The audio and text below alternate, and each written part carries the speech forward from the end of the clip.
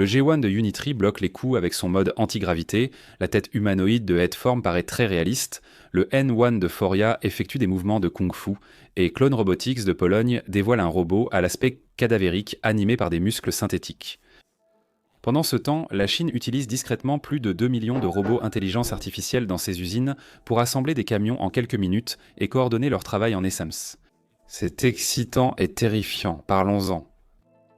Commençons par ce que Unitree vient de réaliser, car c'est à la fois hilarant à regarder et vraiment important. Plutôt que la démonstration classique en laboratoire où un robot marche prudemment sous les applaudissements, les ingénieurs de Unitree ont choisi de malmener leur humanoïde G1. Et le plus fou, c'est qu'il a survécu. Encore et encore. Le secret derrière tout ça, c'est ce qu'ils appellent le mode anti-gravité. Alors, ce n'est évidemment pas une véritable anti-gravité, mais c'est tout un système de contrôle axé sur l'équilibre et la récupération. Les anciens humanoïdes tombent si on les frappe, puis redémarrent comme des jouets maladroits. Avec G1, dès qu'un coup ou une poussée arrive, il anticipe déjà comment se protéger, atterrir ou s'écarter. C'est dû aux caméras de profondeur et au lidar 3D du robot. Les capteurs lui offrent une carte du monde en temps réel. Où il se trouve, ce qui bouge, quelle force est sur le point de le heurter, puis chaque articulation, équipée de son propre moteur, réagit presque comme des muscles qui se contractent en synchronisation. L'un des moments les plus marquants de la démonstration est lorsqu'une personne donne un vrai coup de pied latéral.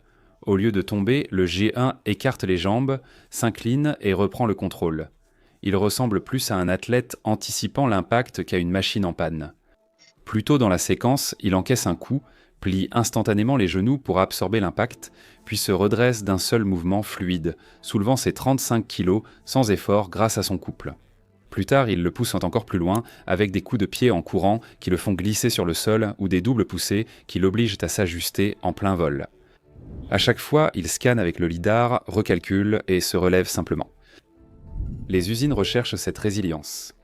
Parce que dans un environnement industriel, même une petite interruption comme un robot qui a besoin d'un redémarrage complet coûte de l'argent et du temps. Le G1, dont le prix tourne autour de 16 000 $, est en fait l'un des humanoïdes les plus abordables. Et Unitree ne vise pas les youtubeurs qui essaient de devenir viraux. Il cible les laboratoires de recherche et les ateliers où l'adaptabilité est primordiale. S'il peut encaisser des coups et continuer sans qu'on doive intervenir pour le réparer, c'est une vraie valeur ajoutée. Maintenant, cela devient plus intéressant. Le président directeur général de Unitree, Wang Xingxing, a annoncé à l'Expo mondiale du commerce numérique à Hangzhou que l'entreprise ne se limite pas au G1. Il s'apprête à lancer un robot humanoïde de 1,80 mètres dans la deuxième moitié de l'année. Et ce n'est pas que du battage médiatique. Unitree a fait évoluer ses algorithmes à une vitesse folle toute l'année et les teasers sur Weibo de ce grand robot ont déjà attiré énormément d'attention. Cela s'inscrit parfaitement dans une tendance plus large de l'industrie de la robotique en Chine. Le ministère de l'Industrie et des Technologies de l'Information indique qu'au premier semestre 2025, le chiffre d'affaires du secteur a augmenté de 27,8% sur un an. La production de robots industriels a augmenté de 35,6% et celle des robots de service de 25,5%. Wang a indiqué que les entreprises du secteur connaissent des croissances de 50 à 100%. Ce n'est pas une croissance normale, c'est une explosion. Mais Unitree n'est pas le seul nom à faire la une des journaux. Une entreprise appelée Headform fait quelque chose qui, honnêtement, met les gens mal à l'aise. Au lieu de se concentrer sur l'équilibre ou les roues, ils ont créé une tête humanoïde exprimant des émotions si réalistes qu'elles surprennent vraiment les gens. Dans une vidéo, la tête regarde autour d'elle d'un air interrogateur, cligne des yeux naturellement et te donne la chair de poule tant elle semble humaine. Leur philosophie est que des robots avec des visages expressifs, des yeux mobiles et une parole synchronisée améliorent les interactions en donnant l'impression d'être compris. Leur gamme s'appelle série ELF. Et oui, ils donnent littéralement à ces robots des designs inspirés des ELF avec de grandes oreilles. Certains modèles offraient de jusqu'à 30 degrés de liberté faciale, grâce à un apprentissage intelligence artificielle avancé et à une action bionique très libre. Le dernier, Xuan, est une figurine à corps entier avec torse fixe, mais tête capable de nombreuses expressions et regards réalistes. Elf 5 One pourrait percevoir, communiquer, apprendre et interagir intelligemment avec son environnement. L'astuce est un moteur sans balai, conçu pour contrôler le visage. Ultra silencieux, réactif, léger et économe, il est idéal pour reproduire les mouvements musculaires qui nous aident à juger des émotions. Le fondateur Hu Yuhong est ambitieux. Il prédit que dans 10 ans, les robots paraîtront presque humains lors des interactions. Et dans 20 ans, ils marcheront et accompliront des tâches comme nous. Il reste cependant réaliste. Il reconnaît qu'il est très difficile de rendre un robot vraiment identique à un humain. Pendant ce temps, d'autres entreprises chinoises brisantes comme Shanghai Qingbao, Engine Robot vendent déjà des androïdes qui semblent étrangement réels, principalement pour attirer l'attention dans les espaces publics. Le commerce de détail, hôpitaux, écoles, hôtels et diffusion en direct du e-commerce. Pour la plupart du secteur, l'objectif réel n'est pas les émotions, mais la productivité. Tesla, Unitree et Fourier, tous construisent dans son honneur des humanoïdes pour travailler. En parlant de tests brutaux, évoquons un fait qui a vraiment choqué. Une start-up, Skilled Intelligence Artificielle, a montré un ingénieur attaquant les pattes d'un chien robot avec une tronçonneuse. On pourrait croire que ça s'arrête là, mais non. Leur intelligence artificielle fait juste fonctionner la machine. Malgré ses 4 membres tranchés, le robot parvient encore à se déplacer. C'est troublant, mais cela prouve un point important. Skilled appelle ce système un cerveau robotique omnicorporel. En gros, au lieu de programmer une intelligence artificielle pour contrôler un seul robot spécifique, ils l'ont entraîné sur un univers de 100 000 corps robotiques différents. Ainsi, l'intelligence artificielle ne peut pas juste mémoriser des solutions. Elle doit élaborer des stratégies adaptées à chaque corps. Roue d'être cassée quand madame patte manquante, marcher sur échasse, autres. L'intelligence artificielle s'adapte. Ils l'ont entraînée au point que, même lorsque la réalité lui présente un scénario complètement différent de l'entraînement, elle s'en sort quand même. Ils affirment que cela révèle les premières étincelles d'intelligence parmi les atomes. Et si vous réfléchissez à ce que cela implique, des robots capables de s'adapter à n'importe quel corps, à n'importe quel dommage, c'est le genre de flexibilité que vous voudriez dans les hôpitaux, les maisons ou les usines. C'est comme séparer l'esprit du corps. Des chercheurs comme Jeffrey Ladish de Palisade Research estiment que cela annonce un avenir où l'intelligence artificielle surpassera la stratégie humaine. En même temps, la robotique dépasse les performances physiques humaines. Et puis, bien sûr, il suffit de les combiner. Ce qui fait peur, c'est que si nous continuons à traiter les robots comme des sujets d'expérimentation jetables, à les frapper, à utiliser des tronçonneuses, à les traîner avec des chaînes, on commence à se demander ce qui se passera s'ils finissent par devenir plus intelligents que nous. Passons maintenant à Shanghai, où Cory présente le N1, également appelé Nexus 01.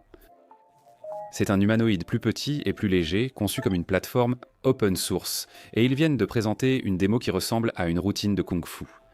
Le N1 a réussi un saut périlleux complet et même une rotation sautée à 360 degrés. Le voir atterrir avec précision est impressionnant, car ces gestes sont difficiles pour des humanoïdes.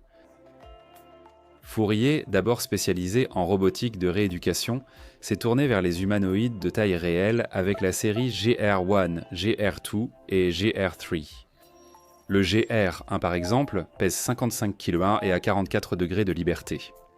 Le GR3 plus tard s'est davantage orienté vers la compagnie, mais le N1 marque un changement de philosophie. Il mesure 1,30 m, pèse 38 kg et est fait d'alliage d'aluminium léger et de plastique technique. Il fonctionne plus de 2 heures sur une seule charge et peut sprinter à 3,5 mètres par seconde. Son vrai atout, c'est d'être open source. Fourier fournit plans, logiciels, systèmes de contrôle et la liste des matériaux. Universités, laboratoires et amateurs peuvent tous l'essayer. Vous pouvez acheter des kits à assembler ou des versions prêtes à l'emploi dans la matrice écologique Open Source Nexus de Fourier. Même si la roue attire l'attention, elle montre aussi que le robot gère des forces dynamiques, garde l'équilibre et se déplace sous contrainte sans se casser. Fourier se positionne à côté des Aishanjian du Airrun à $6 000 de Unitree et de l'Atlas de Boston Dynamics, pionnier des saltos arrière et du parcours.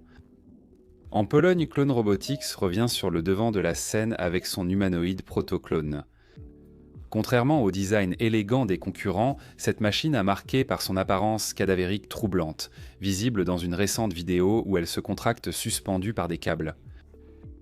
Créée en 2021 par le président-directeur général Dhanush Radhakrishnan, l'entreprise a adopté une approche biomimétique, développant d'abord une main robotique dotée de ligaments artificiels et d'unités imitant muscles et tendons. En moins d'un an, ce travail a abouti à un humanoïde complet doté de muscles fluidiques et d'une pompe cardiaque hydraulique compacte.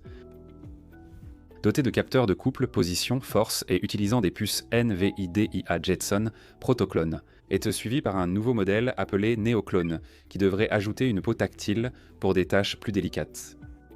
En prenant du recul sur les robots individuels, la Chine a désormais une grande avance dans le déploiement mondial des robots.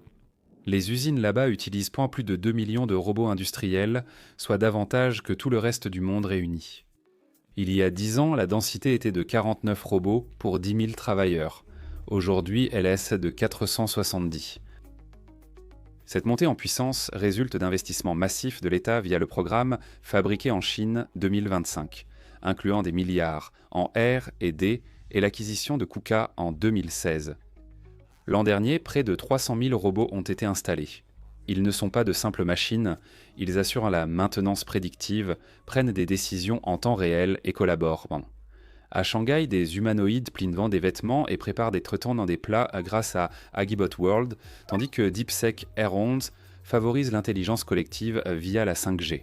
Certaines startups assemblent déjà des camions électriques en 15 minutes et des robots sont comme 550 000 milliards d'opérations par seconde. En 2024, l'électronique a ajouté 83 000 unités suivies de près par l'automobile. Mais les experts avertissent que cette croissance signifie aussi des suppressions d'emplois. L'université Tsinghua prévoyant que les chaînes semi-automatisées pourraient néanmoins devenir entièrement intelligentes d'ici 5 ans. Voilà la situation actuelle. Merci d'avoir suivi l'analyse. Donnez votre avis en commentaire, likez si c'était utile et à la prochaine vidéo.